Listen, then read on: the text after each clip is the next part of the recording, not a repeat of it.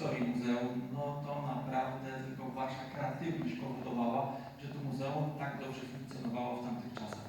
Więc, a my, Szanowni Państwo, Zrzeszenie Kaszubsko-Pomorskie, mamy tych samych ojców założycieli, co muzeum.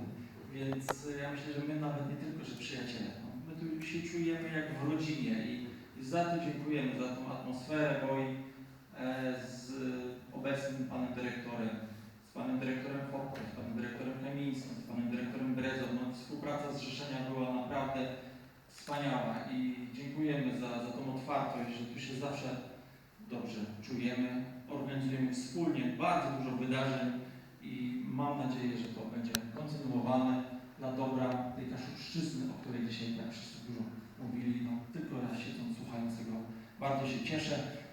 Zrzeszenie Kaszubsko-Pomorskie to również wydawnictwo, więc tutaj książek kaszubskojęzycznych nigdy nie zabraknie. Płyty z muzyką, a za piecem stoi mapa Pomorza, Łekaszewsku, może kiedyś dział map, również powstanie osobny. List gratulacyjny od prezesa Jana Wierowieckiego z wszystkim, z najlepszymi życzeniami. Wielki Bóg zabawił, będą robota.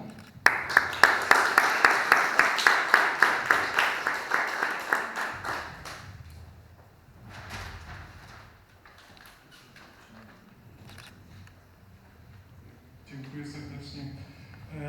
Drodzy Państwo, tak, Zrzeszenie Kaszubsko-Pomorskie było jedną z głównych sił sprawczych, dzięki którym powstało to muzeum.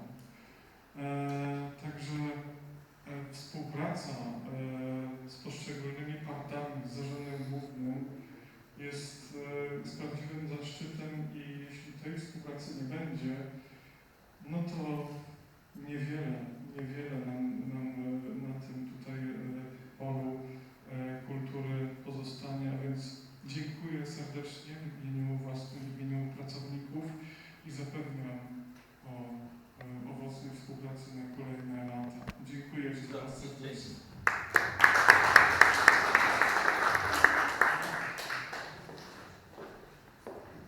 Czy ktoś jeszcze z zebranych gości zechciałby zabrać głos? Nie. Więc teraz czas na część muzyczną.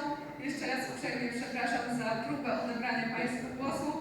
Na szczęście dzięki szybkiej reakcji pierwszego rzędu próba była nieudana i mogliśmy wysłuchać